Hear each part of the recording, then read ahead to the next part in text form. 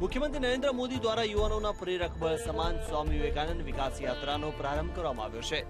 સોમવારે રાજકોટમાં વિવેકાનંદ વિકાસ પરિષદની સભા યોજાશે।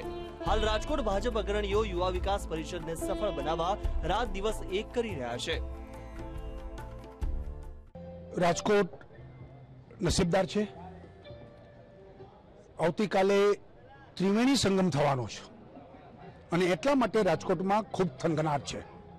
એક તો નરેન્દ્રભાઈ મોદી દ્વારા યુવા વિકાસ પરિષદ સ્વામી વિવેકાનંદની 150મી જન્મ શતાબ્દીની ઉજવણીના ભાગરૂપે કાર્યક્રમ થઈ રહ્યો છે।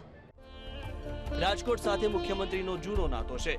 મુખ્યમંત્રીએ રાજકોટથી પોતાની કારકિર્દીની શરૂઆત કરી હતી। આ ઉપરાંત સ્વામી વિવેકાનંદજીનું વડું મથક પણ રાજકોટમાં જ આવેલું છે। આઈબીના રિપોર્ટના પગલે રાજકોટમાં મુખ્યમંત્રીના કાર્યક્રમ દરમિયાન ચુસ્ત પોલીસ બંદોબસ્ત પણ ગોઠવી દેવાયો છે।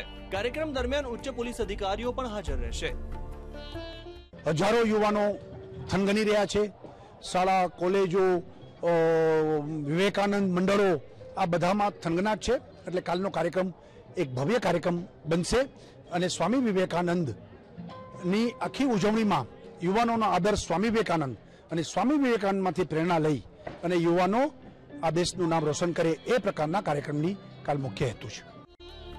સ્વામી વિવેકાનંદ યુવા વિકાસ કાર્યક્રમમાં યુવા ખેલાડીઓ નવજોત સિદ્ધુ, ગગન નારંગ, ચેતેશ્વર પુજારા અને રવિન્દ્ર જાડેજા સહિતના ખેલાડીઓનું સન્માન કરવામાં આવશે। કેમેરામેન ઘનશ્યામ કાચા સાથે પરાક્રમસિંહ જાડેજા, વીટીવી રાજકોટ।